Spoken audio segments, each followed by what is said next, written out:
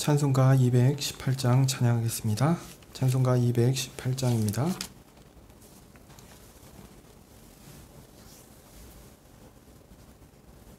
주 예수님 내 맘에 오사 날 붙들어 주시고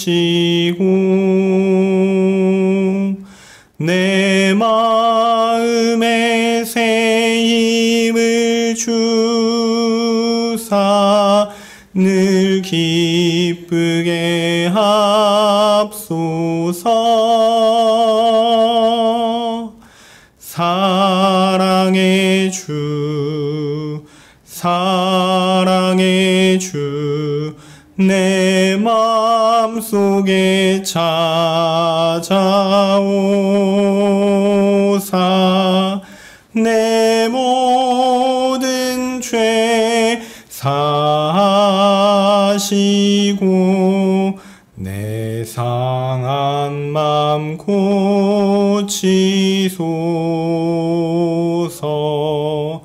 주 예수님 내 맘에 오사 내 소원 다하시고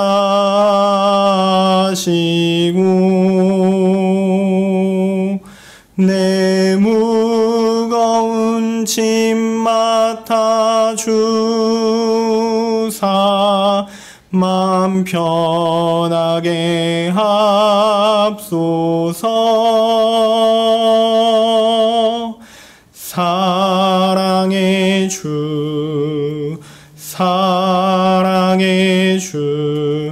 내 맘속에 찾아오사 내 모든 죄 사하시고 내 상한 맘 고치소서. 주 예수님 내 맘에 오사 날 정결케 하시고 그 은혜로 내 맘에 채워 늘 충만케 합소서. 사랑의 주 내 맘속에 찾아오사 내 모든 죄 사하시고 내 상한 맘 고치소서. 주 예수님 내 맘에 오사 내 앞길 인도하여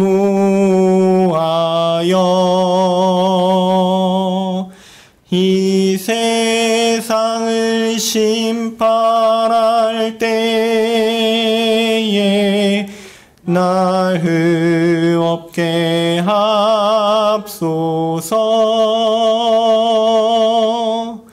사랑의 주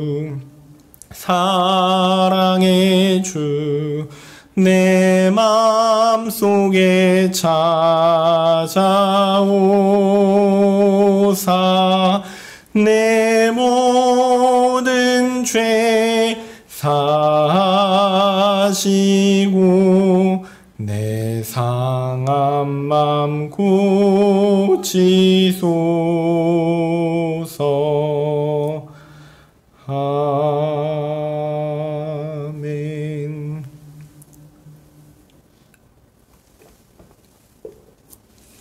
(376장입니다) 376장입니다.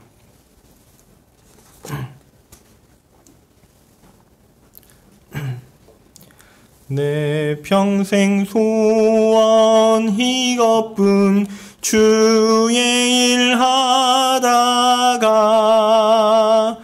이 세상 이별하는 날 주 앞에 가리라.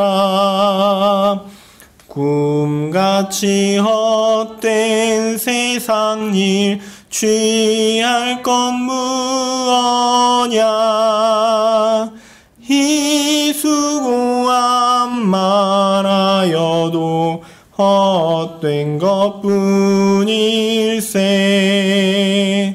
불같은 시험 많으나 겁내지 맙시다.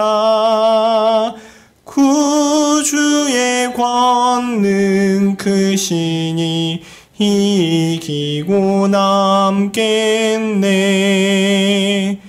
불과 귀한 믿음은 참 보배 되도다. 이 진리 믿는 사람들 다 복을 받겠네. 살같이 빠른 광음을 주위에 아끼세. 온 몸과 마음을 바치고 힘써서 일하세.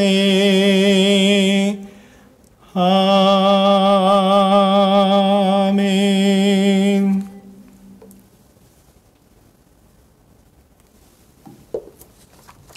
아, 201장 한 장 더 찬양하겠습니다. 201장입니다.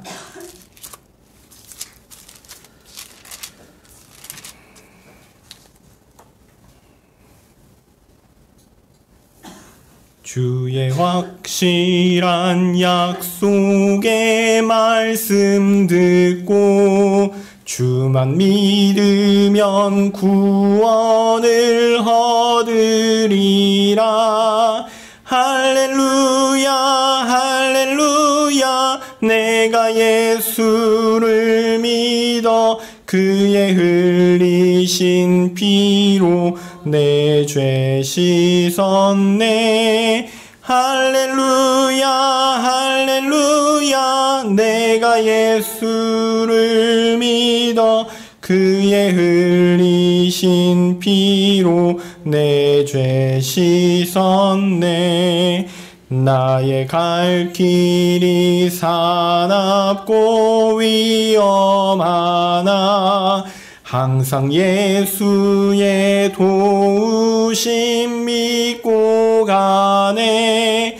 할렐루야 할렐루야. 내가 예수를 믿어 그의 흘리신 피로 내 죄 씻었네. 할렐루야 할렐루야. 내가 예수를 믿어 그의 흘리신 피로 내 죄 씻었네. 주의 보좌의 천사들 둘러서서 우리 구주를 높이어 찬양하네. 할렐루야 할렐루야. 내가 예수를 믿어 그의 흘리신 피로 내 죄 씻었네.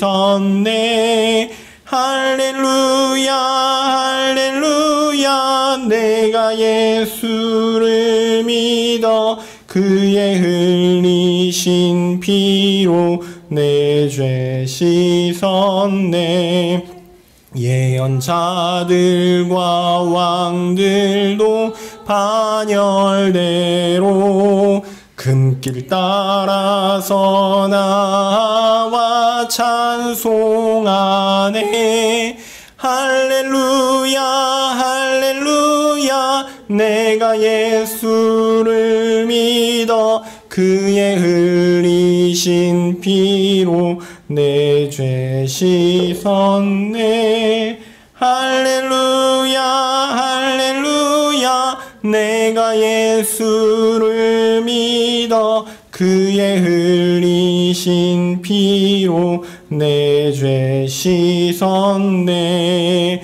우리 모두 다 그 반열 뒤따르며 함께 즐거운 찬송을 부르리라.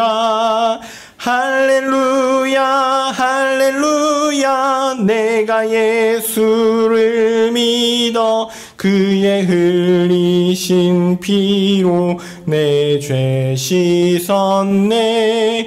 할렐루야 할렐루야. 내가 예수를 믿어 그의 흘리신 피로 내 죄 씻었네. 아멘. 목사님 에어컨 좀 조금 더우신 것 같아서. 네.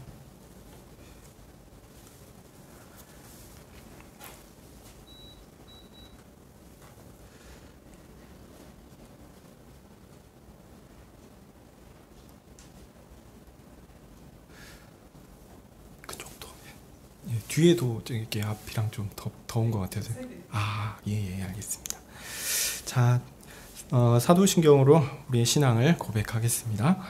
전능하사 천지를 만드신 하나님 아버지를 내가 믿사오며 그 외아들 우리 주 예수 그리스도를 믿사오니 이는 성령으로 잉태하사 동정녀 마리아에게 나시고 본디오 빌라도에게 고날 받으사 십자가에 못 박혀 죽으시고 장사한 지 사흘 만에 죽은 자 가운데서 다시 살아나시며 하늘에 오르사 전능하신 하나님 우편에 앉아 계시다가 저리로서 산자와 죽은 자를 심판하러 오시리라.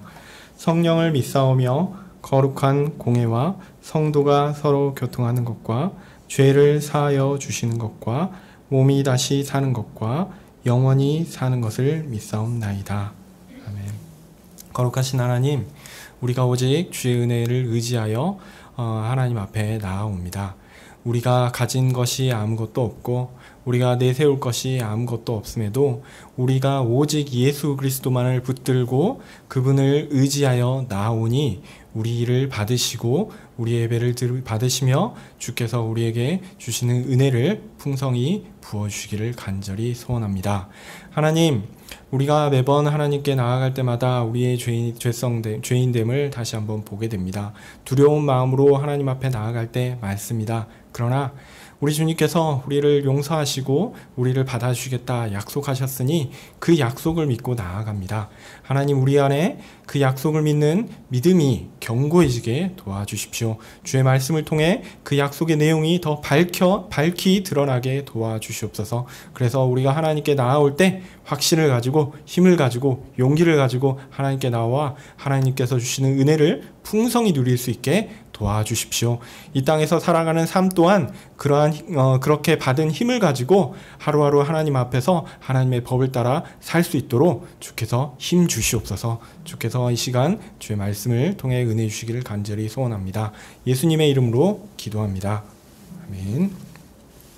네, 오늘 말씀은 스가랴서 5장입니다. 스가랴 5장 말씀 보겠습니다.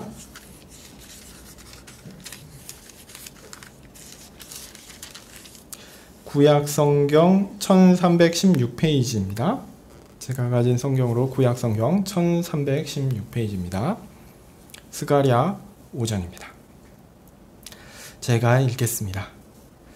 내가 다시 눈을 든즉 날아가는 두루마리가 보이더라. 그가 내게 묻되 내가 무엇을 보느냐 하기로 내가 대답하되 날아가는 두루마리를 보나이다. 그 장이 20규빗이요 광이 10규빗이니이다. 그가 내게 이르되 이는 온 지면에 두루 행하는 저주라. 무릇 도적질하는 자는 그 이편 글대로 끊쳐지고 무릇 맹세하는 자는 그 저편 글대로 끊쳐지리라.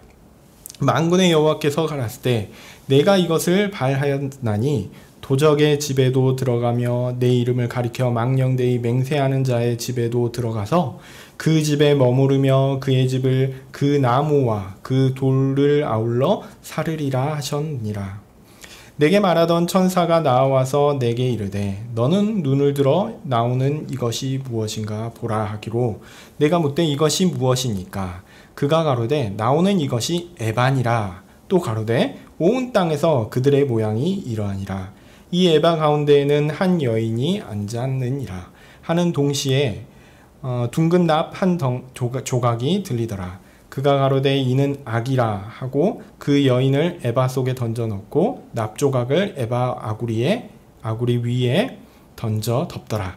내가 또 눈을 들어본즉 두 여인이 나왔는데 학의 날개 같은 날개가 있고 그 날개에 바람이 있더라.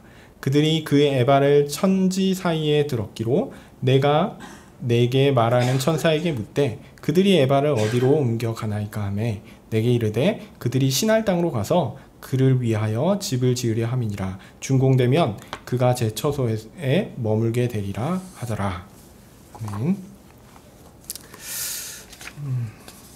우리는 스가랴 본문을 지금 처음부터 쭉 순서대로 읽어 나가고 있습니다. 스가랴는 바벨론에 포로 잡혀갔던 백성들 가운데 다시 예루살렘으로 귀환했던 사람들과 함께 있는 것이 그 배경입니다. 그들은 하나님의 약속대로 다시 약속의 땅으로 돌아와서 하나님을 섬기는 귀한 경험을 했습니다. 그런데 그들의 삶이 그렇게 영광스러운 듯 보였지만 실제로 그들의 현실의 삶은 순적하지가 못했습니다. 하나님을 열심히 섬기고자 했지만 그들이 선한 열심을 보였다고 하더라도 정작 그들의 삶은 그들이 원하는 대로 흘러가지 못했습니다. 그들은 열심을 내어 성전의 기초를 세웠지만 건물을 올리지는 못했습니다. 그런 애매한 상태에서 시간이 꽤나 흘렀죠. 예루살렘의 귀한 자들도 많이 낙담하고 무기력한 상태였을 것입니다. 그때 하나님께서 스가랴 선지자를 보내사 그들을 위로하시고 다시 하나님께 나오도록 하셨습니다. 스가랴 선지자는 여러 환상을 통해 낙담하고 무기력한 예루살렘의 귀한 자들을 위로하고 격려했습니다. 이런 정도가 일반적으로 스가랴를 해석할 때 보는 관점입니다. 상당히 현실적이죠. 그런데 스가랴 선지자가 본 환상과 그 해석의 내용을 보면요, 그 당시 예루살렘에 살던 사람들만을 대상으로 하지 않았다는 것을 우리는 쉽게 알 수 있습니다. 본문을 좀 더 자세히 읽고 꼼꼼히 보면 사실은 쉽게 알 수 있어요. 오히려 하나님께서 자기 백성을 회복시키시고 구원하시는 아주 큰 역사적인 그림을 보여준다라고 할 수 있습니다. 그리고 그 회복과 구원의 과정 중에 지금 예루살렘에 거주하는 귀한 자들이 그 큰 그림 가운데 일부로서 존재하고 있다라는 통찰을 그들에게 환상을 통해서 그림처럼 보여주고 있는 것입니다. 더하여 우리가 지난번에 살펴봤던 4장 같은 경우에는 그렇게 큰 회복과 구원의 역사 안에 있는 그들에게 작은 회복과 구원의 사건도 동시에 있음을 보여주고 있습니다. 그러니까 그 3장에서는 어떤 의미에서 큰 하나님의 구원의 큰 계획, 메시아까지 이어지는 큰 계획에 대해서 얘기했다고 하면 그 큰 그림의 일부이지만 작은 부분, 성전을 지금 짓고 있는 그 부분에 있어서는 4장에서 얘기를 하고 있는 거예요. 그래서 스룹바벨이 시작하고 스룹바벨이 끝낸다라고 얘기하면서 하나님께서 그들 가운데도 작은 회복과 작은 구원의 사건을 동시에 보여주고 있다는 겁니다. 그래서 스룹바벨을 통한 성전의 건축이 바로 그 이야기고요. 오늘 본문은 이제 그러한 하나님께서 말씀하신 작은 구원과 회복, 그 사건 이후에 이어지는 6번째와 7번째 환상을 이야기합니다. 그리고 이 주제는 회복에 대해서 얘기하고 큰 그림 얘기했고 큰 그림 속에서 작은 거 얘기했잖아요. 그러면 이제 어떤 의미에서 회복은 끝났어요. 그럼 무엇을 얘기할까요? 예. 심판을 얘기해야 됩니다. 심판을요. 이 6번째 환상입니다. 그래서 이제 주제가 이제 다시 심판으로 넘어가는 거예요. 자, 스가랴 선지자는 눈을 들어 무엇인가를 바라봅니다. 이거는 사실은 요 환상은 이 두루마리 환상이라든지 에바 환상은 사실 조금 쉬워서 이제 그림처럼 여러분들이 생각만 하시면 그렇게 어려운 본문은 아닙니다. 스가랴가 눈을 들어 무엇인가를 보는데 그것은 바로 날아가는 두루마리였어요. 두루마리를 쉽게 생각하면 그 큰 종입니다. 큰 종이. 종이의 크기가 좀 큰데요. 길이가 20규빗이고 폭이 10규빗입니다. 그러니까 요즘으로 치면 가로가 8m, 세로가 4m입니다. 어느 정도 될까요? 교회 벽면 거의 그러니까 이게 3m, 한 창문 한 3개 정도 덮고 그 다음에 그 3개 정도 덮고 그 다음에 층은 2층 정도로 되겠죠? 2개 층 정도 커버할 수 있겠죠? 그러면 엄청나게 큰 겁니다. 엄청나게 큰 겁니다.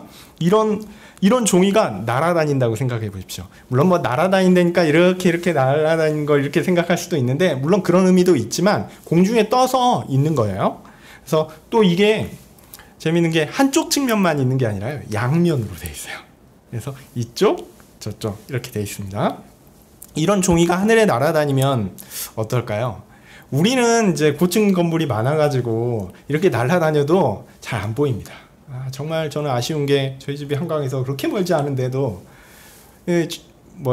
높은 건물들이 너무 많으니까 축제한다고 불꽃놀이 하는데 안 보여요. 교회까지 와야 볼 수 있거든요. 옛날에 아닙니다. 옛날에는요 이 높은 건물이 없기 때문에 뭔가 높에 있으면 다 보여요. 온 사방에서 다 볼 수 있는 그런 의미다라고 생각하시면 되겠습니다. 그래서 우리가 쉽게 이해할 수 있는 비슷한 것으로 설명드리면 초대형 광고판이라고 생각하시면 좋겠습니다. 이제 광화문에서 오면 이제 전면에 이순신 장군이 바라보고 있는 큰 화면이 보이죠. 저도 이제 광화문 갔다 오면 이제 가끔 보는데 그런 초대형 광고판이라고 생각하시면 됩니다. 그래서 모든 사람이 다니면서 쉽게 볼 수 있는 커다란 광고판이 하늘에 붕붕 떠 있어요. 이 광고판이 담고 있는 내용은 뭐냐면요. 3절에 힌트가 나오는데 온 땅에 내리는 저주라고 합니다. 근데 저주라고 하면 너는 뭐 이렇게 될 거야 뭐 이런 저주라고 생각할 수 있는데 이 힌트에 더해서 한 가지 조금 다른 얘기를 하면 광고판의 크기도 우리가 좀 더 생각해 볼 만한 여지를 보여줍니다. 이게 길이가 20규빗, 너비가 10규빗이잖아요. 이것과 동일한 사이즈로 있는 게 성전에 있습니다. 뭐냐면 열왕기상 6장 3절에 나오는 내용인데요. 성소 앞 주랑의 길이, 이걸 낭실이라고 하는데 이 낭실의 크기가 길이가 20이요, 너비가 10입니다. 이 장소는 하나님의 법을 읽었던, 낭독했던 곳입니다. 물론 뭐 단편적인 증거이기는 하지만 하나님의 법이 공포되는 곳에서 그 곳을 어떤 의미에서 가리킬 수 있는 그런 같은 크기의 큰 두루마리가 온 땅을 향한 저주를 담고 있다라는 거죠. 또 저주라는 내용이 보니까 어떤 사람은 저주 저는 맨날 좋은 생각만 해서 뭐뭐는 복 받을지 진짜 요거밖에 생각이 안 나는데 하여튼 어떤 저주 받을지어다 어떤 사람은 뭐 이런 식으로 적겠죠 보통은. 근데요 그런 식으로 적히지 않았을 것 같아요 제 생각에. 이 얘기는 차분하게 말씀드리겠습니다. 담긴 내용에 대한 예를 들면요, 도적질하는 사람은 끊어지고 맹세하는 사람은 끊어질 것이다 이렇게 얘기합니다. 그리고 이쪽에 저쪽에 우리말로는 제가 이쪽 저쪽 했는데 우리말로는 3절에 보시면 이평글대로 그리고 그 다음은 저평글대로 했죠. 사실은 이제 히브리어에서는 똑같은 표현이에요. 이쪽 저쪽인데 이쪽인데 여기 우리말에서는 그걸 좀 구분해서 이렇게 나눠서 했는데 이게 사실은 양면을 얘기하는 것 같아요. 대형 광고판인데 양쪽에 이제 보여지는 거죠. 그래서 담긴 내용은 도적질하는 사람이 끊어지고 맹세하는 사람이 끊어질 것이다. 이쪽 저쪽으로 표현되어 양면에 기록된 것으로 이제 보입니다. 하여튼 죄 지은 사람은 심판을 받게 될 거야 라는 일종의 하나님의 법입니다. 그러니까 저주의 내용이라고 해서 뭐 저주의 글 막 써놓은 나쁜 글 이렇게 써놓은 거에 아니라요. 그냥 하나님의 법이에요. 도적질하는 사람은 벌받게 될 거야. 하나님의 이름을 거짓되이 망령되이 일컫는 자는 벌받게 될 거야. 이런 거죠. 이건 하나님의 법입니다. 도적질하는 사람, 맹세, 거짓 맹세하는 사람, 이 이야기는 어디에서 나옵니까? 십계명에서 나옵니다. 도적질은 8계명이죠. 맹세는 여호와의 이름을 망령되이 일컫지 말라라는 3계명과 관련되어 있습니다. 출애굽기 20장 7절과 15절을 살펴보시면 그대로 나오고요. 이런 점에서 볼 때 대형 광고판에 기록된 내용은 제 생각에 어떤 저주라고 얘기하니까 나쁘게 맨날 생각할 수 있는데, 예를 들면 이렇게 흑마술에 사는 그런 저주 이렇게 생각하지 마십시오. 이게 하나님의 법이 기록된 거예요. 하나님의 법이 기록된 겁니다. 근데 하나님의 법이 죄인에게는 뭐가 되는 거죠? 저주가 되는 거예요. 그런 의미로 기억하시면 좋을 것 같아요. 구체적으로 이 광고판에, 이 판에 십계명이 기록되어 있다라는 것을 말씀드린 것은 아닙니다. 사실 이제 이거는 환상이기 때문에 대표적인 내용에 대해서 얘기를 했지, 구체적으로 어떤 게 기록되어 있다 사실은 알지 못합니다. 하여튼 하나님의 법이 그 가운데 기록되었다라는 것이 그것은 분명한 것 같아요. 그리고 또 8계명, 그러니까 도적질하는 것은 한편에, 또 이제 3절에 거짓 맹세하지 말라, 요거는 한편에 기록되어서 다른 편에 기록되어서 어떤 사람들이 이렇게 생각하는 사람도 있어요. 하나님에 대한 계명 1계명부터 4계명은 이쪽에, 그 다음에 사람에 대한 계명 5계명부터 10계명은 이쪽에 이렇게 기록돼서 10계명의 두돌판처럼 이렇게 기록된 것 아니냐라고 생각하시는 분들도 있더라고요. 근데 확실한 건 없습니다. 저는 그냥 양쪽에 하나님의 법이 가득히 기록되어 있다, 그렇게 이해하시는 것이 적절하지 않은가 생각합니다. 제가 본문을 읽기 바로 직전에 주제가 뭐라고 말씀드렸죠? 심판이라고 말씀드렸죠. 실제로도 여기 그 광고판으로 생각되는 그 양면에 하나님의 법이 있고, 하나님의 법은 지키지 않는 사람에게는 저주입니다. 바로 저주인데요. 자, 그러면 오늘 본문이 이야기하는 그 저주의 대상은 누굴까요? 자, 저는 이제 분명히 말씀드리는데 오해하실 수 있는데, 저는 하나님의 백성을 대적하는 세력들을 향한 저주라고 생각합니다. 제가 설교를 하려다 보니까 주석을 여러 개를 읽을 수밖에 없어요. 주석을 안 읽고 하는 것도 좀 자만한 거고, 또 읽어야죠. 또 다른 분들이 어떻게 해석하는가 좀 살펴볼 필요도 있고, 저도 좀 궁금한 부분들이 있어서 이것저것 찾아봅니다. 그런데 소선지서에 대한 연구가 전반적으로 부족한 부분도 있지만, 성경의 신학적 통일성에 대한 이해가 별로 없는 학자들의 해석도 많이 있어요. 그래서 이런 것들은 사실 본문 해석에 별로 도움이 안 됩니다. 그래서 문법적 이해, 이 본문에서 이렇게 해석했는데 이게 문법적으로 이게 맞는 건가? 아니면은 이게 뭘 지칭하는 거지? 이런 부분에 있어서는 어느 정도 그 아이디어를 제공해 주긴 하는데, 환상의 의미를 해석하는 부분에 있어서는 솔직히 얘기해서 제대로 신뢰할 만한 주석을 제가 여러분에게 추천을 못 하겠습니다. 죄송합니다. 부족한 사람이지만 제 해석을 들어보시고 적절하다 싶으시면 잘 받으셨으면 좋겠습니다. 제가 유아독존 하는 건 아니고 여러분들이 잘 하실 수 있는데, 실제로 그 주석을 쓰는 사람들은 소위 이제 소위 학문적으로 연구도 하고, 학교에서 또 지휘도 받고, 그래서 이제 쓸 수 있는 자격이 있다라고 생각하는 사람들이거든요. 근데 대부분 현대 신학을 해서 그렇게 하는 사람들은 우리가 믿는 신학하고는 좀 다른 얘기를 합니다. 차라리 옛날 신학자들을 살펴보는 것이 현실적으로 옳습니다. 근데 옛날 신학자들은 또 해석하는 방식이 이런 문법적 역사적 해석하고 약간 다르게 좀 알레고리적으로 해석하는 경향이 많이 있거든요. 그래서 좀 어려움이 있습니다. 그런 의미에서 이제 방수사님을 비롯해서 우리 김 목사님도 그렇고 좀 해석하신 것들이 좀 책으로 나오고 또 출판되어서 사람들이 좀 많이 보고 또 참고할 수 있었으면 좋겠어요. 그런 부분들은 많이 아쉽습니다. 네, 어쨌든 제 해석을 잘 들으시고 유익이 있으시면 좋겠습니다. 여러 주석들은요, 대부분 여기에 나오는 하나님의 법과 심판의 대상을 누구라고 생각하냐면 예루살렘의 귀환하에서 머물고 있는 사람들이라고 생각합니다. 이 하나님의 법이 누굴 대상으로 하는 것이냐? 예루살렘에서 지금 성전 지으라고 했더니 성전을 안 짓고 게으름 피우고 자기 할 거 챙기고 있는, 물론 뭐 학개서 1장 보면 약간 그런 뉘앙스가 없지 않아 있어요. 그렇지만 하여튼 그렇게 게으름 피우고 있는, 하나님 앞에서 범죄하고 있는 이스라엘 백성들, 예루살렘의 백성들을 가리키는 것이라고 쉽게 생각합니다. 그래서 그들 가운데 도적질이 있는 게 문제고, 그들 가운데 거짓으로 하나님의 이름을 망령되 일컬으며 맹세하는 그런 잘못이 있다라고 가정을 하고 해석을 합니다. 저는 단연코 말씀드립니다. 아닙니다. 아닙니다. 왜 아닐까요? 스가랴는요, 스가랴 본문을 제가 처음부터 쭉 말씀드릴 때 이 처음부터 나오는 게 회복과 심판이라는 두 가지 모티브를 지금 가지고 얘기하고 있어요. 고난받는 하나님의 백성은요, 회복됩니다. 그런데 그들을 괴롭히던 대적자들은 심판을 받아요.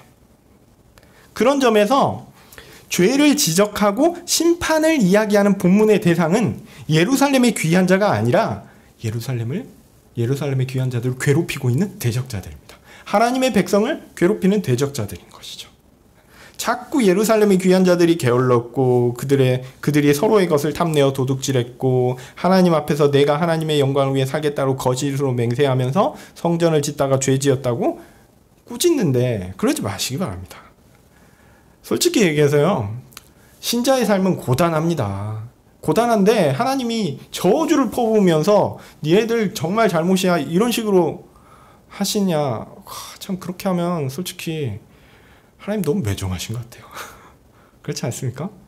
하나님이 우리를 이 땅 가운데 이끄셨는데, 아니 내가 이 땅 가운데서 열심히 하려고 했어요. 예루살렘에 있는 사람들은 정말 그 바벨론에 있던 삶의 터전들을 다 버리고 온 거란 말이죠. 이 사람들은 결코 흠잡을 사람들이 아닙니다. 신앙의 열심으로 성전의 기초를 쌓겠다고 자신의 집 짓는 것보다 먼저 했던 사람이에요. 근데 외부의 여건에 따라서 외부의 여건이 그 자신들의 목적에 합치하지 못했던 거예요. 그런데 그 사람들을 여전히 타박한다고요? 제 생각에 그렇게 하면 하나님 너무 매정하신 것 같아요. 제 생각에 하나님 그 정도로 매정하신 분은 아닙니다. 그리고 예루살렘의 귀한 자들이 그 정도로 악한 사람들이 아닙니다. 예, 하여튼 이건 제 생각이긴 하지만 어쨌든 너무 신자의 삶이 원래 고단한데 열심히 살겠다고 하는 사람들한테 너무 니네들 죄를 지었기 때문에 하나님이 지금까지 안 도우셨던 거야 이렇게 얘기하면 너무 심해요. 너무 심합니다. 예. 내가 하나님의 영광을 열심히 살겠다고 하는데 실제로 우리가 원하는 대로 일이 안 이루어질 때가 많잖아요. 그렇지 않습니까? 그런데 모든 일을 하나님께서 계획하시고 인도하시어 최선의 결과를 내시겠지만 그것이 또한 나한테 항상 만족스러운 것도 아니에요. 하나님이 선하시니까 하나님이 원하시는 거 하시겠죠. 근데 그게 제일 좋은 거겠죠. 근데 나는 죄인이잖아요. 그래서 하나님이 제일 좋은 거 주셨는데 하나님이 엄마가 건강에 제일 좋은 거야 딱 줬는데 애가 엄마 맛없어 이렇게 얘기하는 거예요. 똑같습니다. 우리도 먹어보니까 맛이 없어요. 하나님 주신 게 제일 좋은 거였는데 나중에는 알겠죠. 그때 엄마가 이런 거 주셨는데 진짜 좋은 거였구나. 알겠죠. 근데 지금 몰라요. 네. 그러니까 지금 당한 모든 어려움의 원인을 예루살렘의 귀한 자들에게 좀 돌리지 마시기 바랍니다. 하여튼 스가랴에 있어서 스가랴 선지자의 환상은 회복과 심판이라는 주요 두 가지 모티브를 가지고 있고 5장에 나오는 환상 모티브는 심판이기 때문에 그 대상은 누구라고 보는 것이 합리적이냐면 하나님의 백성을 대적하는 사람들로 보는 것이 합리적입니다. 그들의 범죄로 지적되는 대표적인 것이 뭐냐면 도적질과 거짓, 맹세입니다. 하나님의 대적들에게 하나님의 법을 제시하여 또 이런 생각을 할 수도 있어요. 하나님의 대적들에게 하나님의 법을 제시해서 그들을 처벌하는 것이 적절한가? 이런 생각이 들 수 있습니다. 왜냐하면 그들은 하나님의 법을 인정하지 않거든요. 어떻게 생각하십니까? 제가 이제 그래서 지난주 말고 그전주에 제가 율법에 대한 설교를 말씀을 드렸죠. 이 부분을 기억하시면 훨씬 낫습니다. 기본적으로 법이라는 거는요, 하나님이 다 주신 겁니다. 하나님이 주신 것입니다. 하나님께서 사람의 마음에 하나님과 사람에 대한 적절한 태도를 갖도록 양심의 법을 주셨어요. 그래서 그걸 마음의 법을 주셨어요. 그것을 양심이라고 보통 이야기하죠. 이것은 이제 그래서 이제 자연법 이렇게 제가 설명을 드렸었는데요. 이는 사실상 하나님 사랑과 이웃 사랑의 원리를 우리의 마음의 본성 가운데 주신 것입니다. 우리가 타락했기 때문에 잘 파악하지 못하고 이해하지 못하는 것이지, 실상 하나님께서 첫사람을 창조하시고 그에게 자연스럽게 주셨던 법과 일치하는 것이 바로 하나님 사랑과 이웃 사랑의 법이요 양심입니다. 십계명은 하나님께서 자기 백성에게 이 자연법의 내용을 보다 명확하고 분명하게 알려주시기 위한 목적으로 직접 주신 것입니다. 그래서 십계명에 나오는 도덕법이나 사람의 본성의 양심에 새겨진 양심, 그 자연법이나 그 내용에 있어서는 본질적으로 다르지 않습니다. 그러니까 자연법과 우리가 가진 소위 십계명이라고 얘기하는 도덕법은 일치해요. 그런데 오해하지 마실 것은요, 이건 이제 일반은총을 연구하시는 분들이 굉장히 실수하는 부분인데, 오해하시지 말 거는 자연법에서 하나님이 주신 십계명이라는 자연법에서 시작해서 십계명이라는 법으로 추적해서 가는 것은 어리석은 것입니다. 무슨 얘기냐면 자연법이 기초다라고 얘기하면서 이 자연법을 근거로 하나님의 법인 십계명과 매칭하려고 이렇게 노력하는 거예요. 이거는 어리석은 것입니다. 왜냐하면 자연법은 이미 타락으로 인해서 더럽혀졌거든요. 우리는 깨끗하고 정확한 것에서 시작해야지 일부러 부정확하고 더러운 것에서 시작해서 깨끗하고 정확한 것을 부수려고 하면 안 됩니다. 소위 자연법에서 시작하는 사람들은요, 이 하나님의 법, 도덕법이 이게 자연법에서 어긋난 것을 찾아요. 근데 이 자연법 자체가 어긋났기 때문에 거기서 시작하게 되면 오류에서 시작해서 정확한 것들에 대해서 접근할 수 없기 때문에 정확하고 분명한 하나님의 도덕법에서 시작해서 자연법을 추론하는 것이 자연스러운 것입니다. 이게 맞는 거예요. 그러니까 세상 사람들이 하나님의 법을 제대로 알 수 있을까요? 없어요. 어떤 의미에서. 우리가 어떤 의미에서 교회에서 하나님의 법을 아는 사람들이 그들에게 이런 것이 적절한 것이야 라고 가이드 해주면 그 사람들이 안 받아들일 테니까 적절하게 조언을 하면서 비판해 줘야겠죠. 하여튼 그렇습니다. 네, 하여튼 하나님의 법이 공중에 떠있는 저희 대형 광고판처럼 그대로 기록되어 있고요. 이 법은 하나님께서 사람들 가운데 행하시는 현실적인 선언입니다. 그리고 하나님께서 무엇이 바른 것이고 무엇이 그른 것인지 분명하게 밝히시고, 그 밝히시는 것은 당연히 뭘 이야기하는 거냐면 그것에 합당하게, 그 법에 맞게 그 법을 어기는 자들에 대한 처벌이 있다라는 것을 보여주는 것입니다. 그러니까 심판의 대상은 하나님의 대적이요, 그 다음에 심판의 근거가 되는 것은 하나님의 법이요. 여기서는 자연법과 도덕법 동일한 것이라는 의미예요. 그리고 그것의 내용은 뭐냐면 법을 어긴 자들에 대한 분명한 심판이다라는 것입니다. 하나님은 하나님의 법이 무엇인지를 모두에게 공공연하게 알리십니다. 그리고 그 법에 따라 죄 지은 사람들에 대한 처벌을 행하십니다. 그 내용이 4절에 나옵니다. 보면 4절에 만군의 여호와께서 가라사대 때 내가 이것을 바라였나니, 그러니까 하나님의 법을 하나님께서 만드시고 그대로 이렇게 오게 하시는 거예요. 그리고 죄인들의 집에 찾아가서, 그러니까 죄를 저지른 그 사람에게 직접 처벌을 시행하시겠다라는 얘기입니다.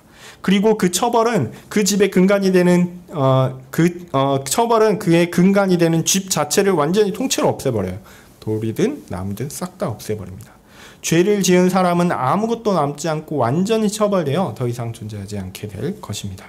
하나님은 이렇게 죄에 대해서 완전한 처벌을 하십니다.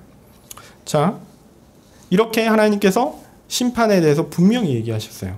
완전히 싹 다 쓸어버릴 것이다.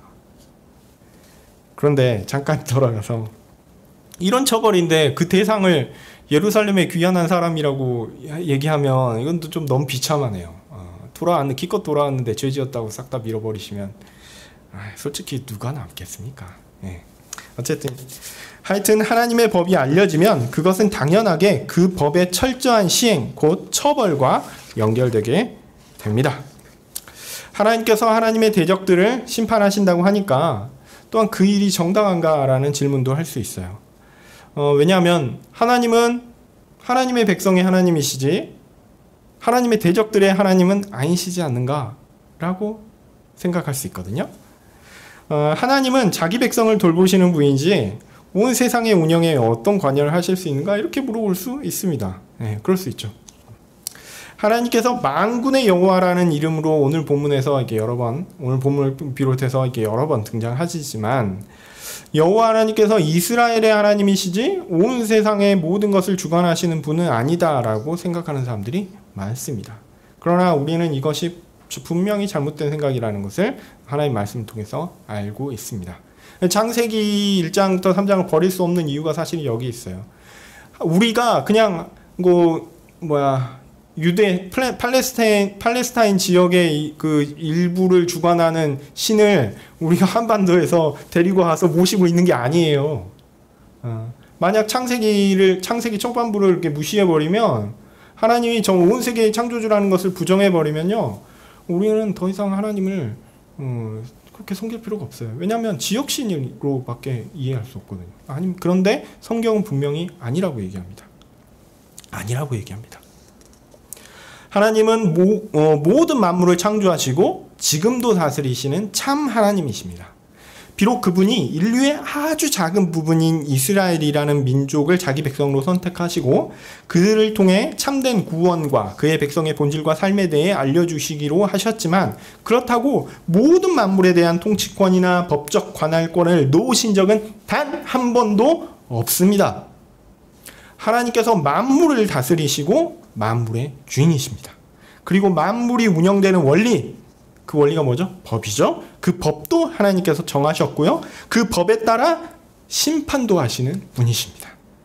하나님의 법은 첫사람 아담에게 주어진 법 그대로 자연법과 십계명으로 대표되는 도덕법으로 그대로 여전히 효력 있게 남아 있습니다. 그러니까 모든 사람이 이 법에 따라 심판을 받게 될 것입니다. 사람이 행한 위대한 일로 구원을 얻는 것이 아니라요, 하나님께서 첫사람에게 정하신 그 법이 기준으로서 우리 앞에 있고 그 법의 준수 여부를 따라서 심판을 받게 될 것입니다. 이게 심판의 원리예요. 자꾸 이순신 장군이 그렇게 위대한 일을 했는데 왜 구원을 못 받냐고요? 이러니까 구원을 못 받습니다. 하나님의 법은 우리가 어떤 업적을 했느냐 그게 있는 게 아니에요. 그가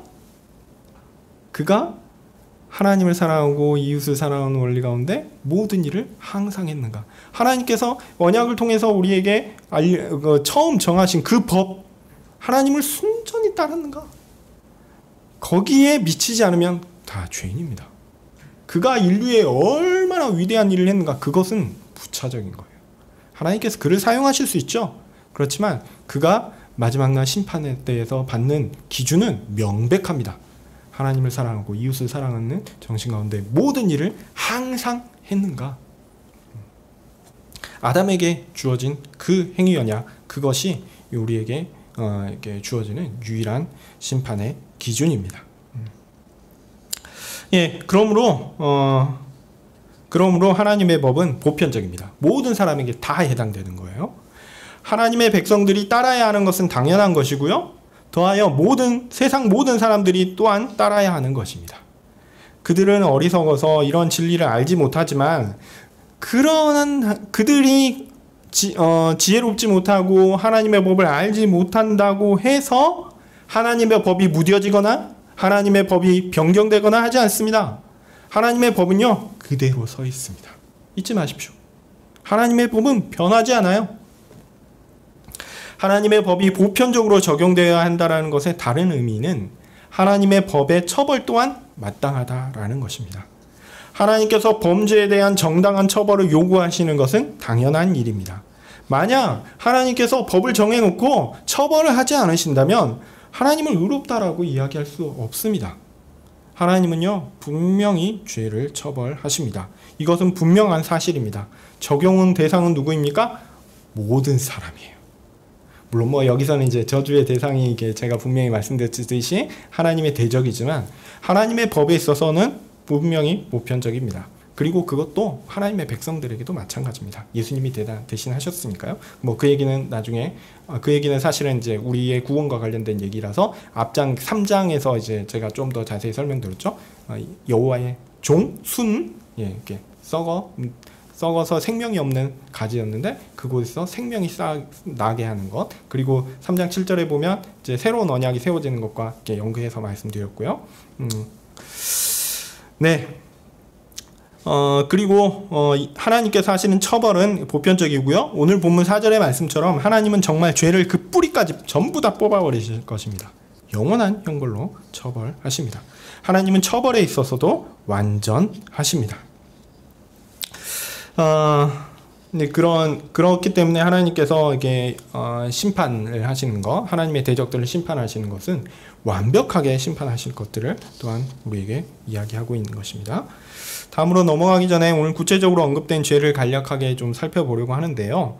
먼저 언급된 것은 도둑질입니다. 도둑질은 말 그대로 내 것이 아닌데 임의로 가져와서 취한 것입니다. 하나님께서 대적들을 심판하시면서 그들에게 가장 눈에 띈 잘못이 뭐냐? 이렇게 도적질이라고 지적하셨던 거죠.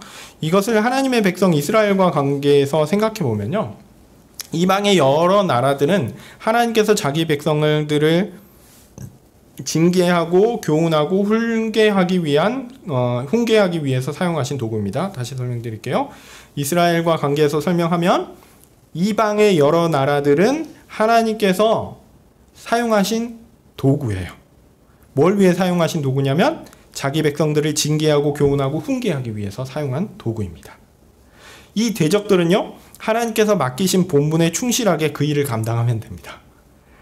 그런데 그들은 과도하게 하나님의 백성을 괴롭혔고요. 과도하게 하나님의 백성을 죽이려 했고요. 실제로 그 일을 행했습니다. 물론 하나님께서 어느 정도까지 도구로 사용된 그들에게 허용하셨는지 사실 우리는 잘 알지 못합니다.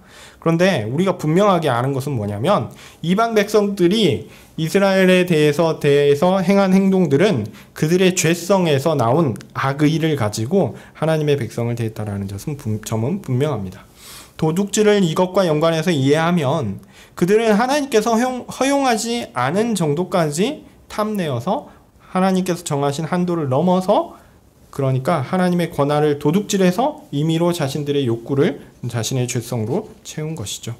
하나님의 것을 임의로 가져와 사용하는 도둑질을 했다라고 이야기할 수 있을 것입니다. 물론 이런 행위들은 이제 앞서 나온 본문들의 1장과 2장에 보면 이런 행위들에 대한 지적이 있고요. 또 언급되는 범죄는 거짓 맹세입니다. 이 부분은 하나님의 이름을 망령되게 일컫는 것과 연결되는데요. 사실 저도 이런 잘못을 한 적이 있어서 굉장히 경계합니다. 뭔가 약속할 때는 뭘 걸면 안 돼요. 하여튼 걸려고 할 때 굳이 내 주머니에 있는 돈만 걸면 되는데 하나님의 이름을 걸려고 하는 사람들이 있는데 그거 참 옳지 않습니다. 네, 하여튼 저도 그런데요.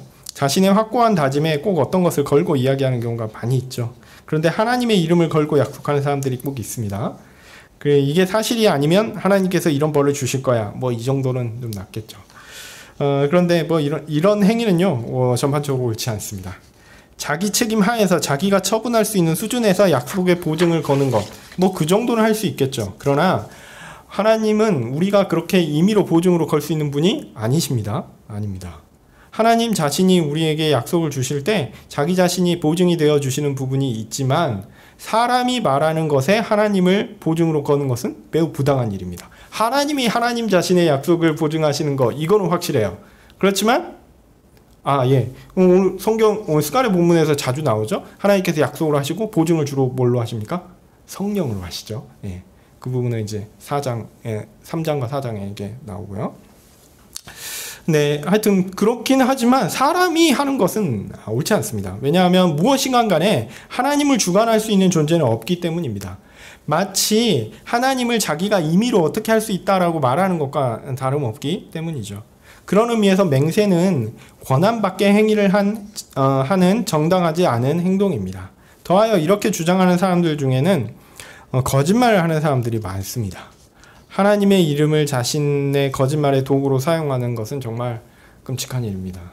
우리가 하나님을 잘 못 믿어가지고 쉽게 이런 잘못들을 저지르지만 사실은 하나님을 알면 알수록 참 두려운 일입니다. 그렇게 하지 마십시오.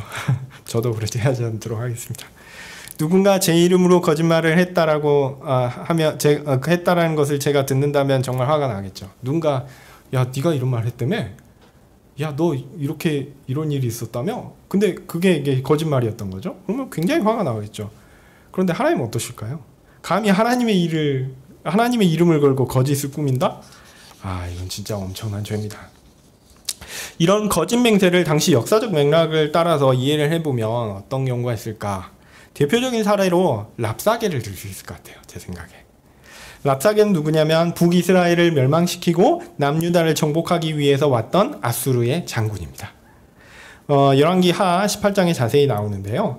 그는 히스기야 왕을 비롯한 유대인들을 대적하면서 유다 말로 했어요. 그러니까 히브리어로 했죠. 하면서 이야기했습니다.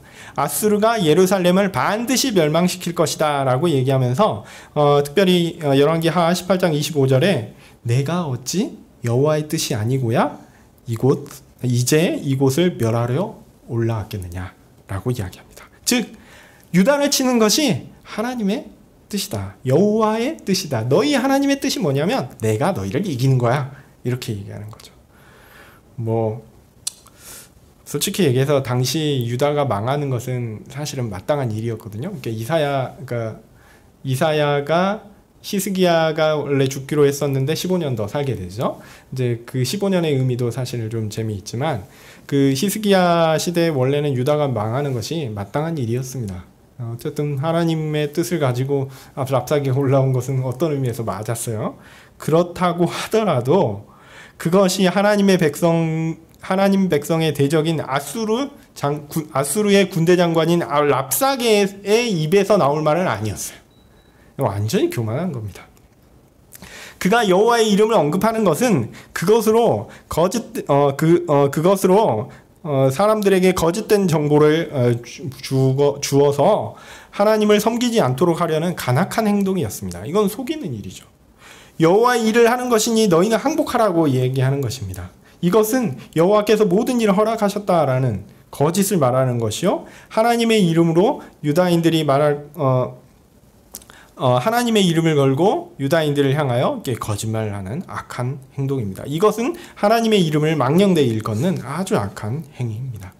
하나님의 뜻이라고 하나님의 이름을 걸고 자기가 원하는 일을 하는 것이죠. 랍사게가 한 게 그렇죠.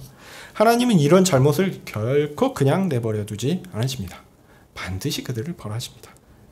이렇게 보면 도둑질이나 맹세죄나 이게 사실 비슷합니다. 지극히 높으신 하나님의 위엄과 영광을 훔쳐와서 그것이 하나님의 뜻이라고 거짓으로 하나님의 백성을 속이는 것이기 때문에 그렇죠. 이방 나라들이 하나님의 백성들을 향하여 저지른 범죄 중에 가장 대표적인 것이 이것이라고 할 수 있겠습니다. 물론 다른 부분들이 있을 수 있겠지만 스가랴는 이 두 가지를 언급했습니다. 그리고 솔직히 모든 범죄를 하나님 앞에서 볼 때는요 거의 엮여 있어요. 그래서 이제 물론 가정과 관련된 부분은 조금 차치하더라도 여러 가지 범죄들이 사실은 다 엮여 있어서 이거하고 이것도 연결시킬 수 있고 이거하고 저것도 연결시킬 수 있는 한 가지의 문제가 아니라 모두의 문제가 됩니다. 하여튼 이런 부분들도 조금 생각해 보셨으면 좋겠고요. 시간이 애매한데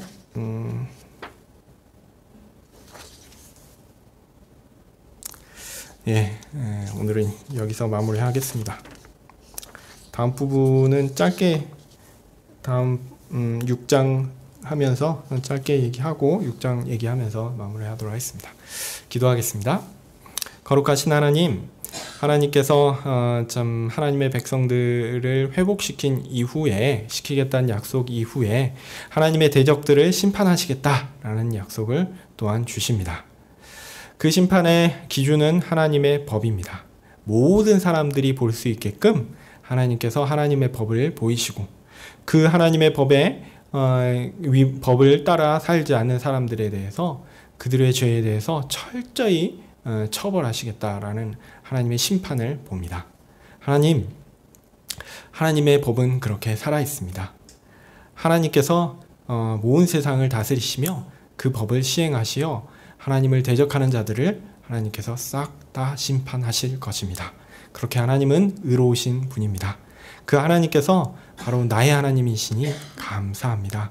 하나님의 백성을 향하여는 구원을 베푸시고 또한 하나님의 대적을 향하여는 심판을 이렇게 선언하심으로 하나님의 백성들에게 위로를 주시고 또한 하나님의 위대하심을 찬양하게 하시니 감사합니다. 우리가 그 하나님의 위대하시고 또한 놀라우시며 정의로우신 부분을 보고 하나님 앞에 감사하며 하나님의 백성으로 또한 살 수 있게 도와주시옵소서. 예수님의 이름으로 기도합니다. 아멘. 하늘에 계신 우리 아버지여, 이름이 거룩히 여김을 받으시오며 나라의 임하옵시며 뜻이 하늘에서 이룬 것 같이 땅에서도 이루어지이다. 오늘날 우리에게 일용할 양식을 주옵시고 우리가 우리에게 죄 지은 자를 사하여 준 것 같이 우리 죄를 사하여 주옵시고 우리를 시험에 들게 하지 마옵시고 다만 악에서 구하옵소서. 대개 나라와 권세와 영광이 아버지께 영원히 있사옵나이다. 아멘.